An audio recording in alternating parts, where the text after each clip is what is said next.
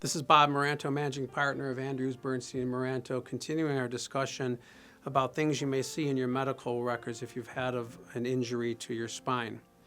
Now, this next thing I'm going to talk about is not seen all that often, but we'll discuss it anyway, just in case you see it in your records, so you kind of have an idea of what the doctors are talking about.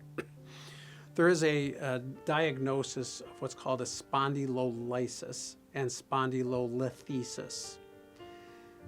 The problem with these two words is that there's another medical term called spondylosis. Spondylosis is arthritis. It has nothing to do with spondylolysis or spondylolisthesis. So if you see any of these terms, if you see spondylosis, understand that's a normal process that happens to people as they age. It can also happen in an accelerated standpoint if you are involved in an accident and there's been an injury. The body will then break down faster than normal aging. The spondylolysis means that there's been a fracture of what we call generally the bilateral pars, which means that the actual vertebral bodies and the pars that hold each side, there's been a fracture. The difference between spondylolysis and spondylolisthesis is if the vertebral bodies have actually shifted.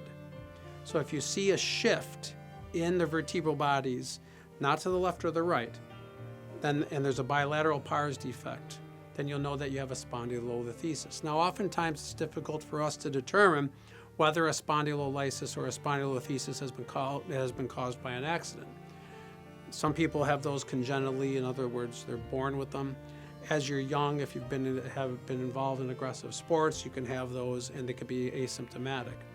But even if it's asymptomatic, and you had it your whole life, what it does is we have an eggshell skull doctrine in New York State. It just sets you up to maybe an accident that would not cause someone who didn't have a spondylosis a problem. You had that to begin with. You have a problem because that condition has been exacerbated by the accident. That's not your fault. It's the striking vehicle's fault. So if you see that in your medical records, you'll know what they're alluding to.